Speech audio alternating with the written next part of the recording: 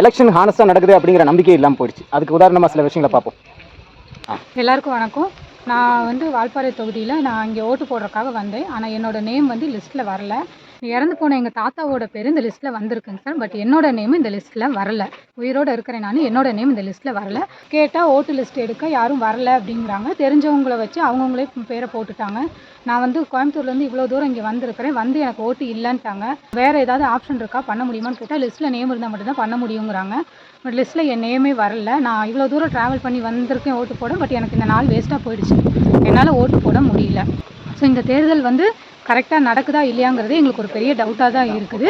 என்ன மாதிரி இன்னும் எத்தனை பேர் இது பாதிக்கப்பட்டிருக்காங்கன்னு தெரியல. எனக்கு தெரிஞ்சு இன்னும் 4-5 பேர் இங்கே லிஸ்ட்டு இல்லை அப்படிங்கிறாங்க. இதுக்கு முன்னாடி எத்தனை பேர் இப்படி இல்லாமல் போனாங்க அப்படிங்கிறதும் தெரியல. ஸோ நிறைய மக்கள் ஓட்டு போடுறதுக்கு வாய்ப்பே இல்லாமல் போயிடுச்சு.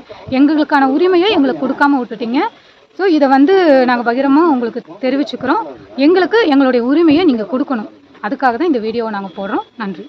ஓட்டு போட வந்தீங்க. உங்களுக்கு நீங்கள் ஓட்டு போட்டீங்களா? ஓட்டு போட கோயம்புத்தூர்லேருந்து வந்தோம். காலையில் 8 மணிக்கு கிளம்பி. ரைட்டு. இங்கே வந்துட்டு பூத் ஸ்லிப்பில் பேரும் இல்லை.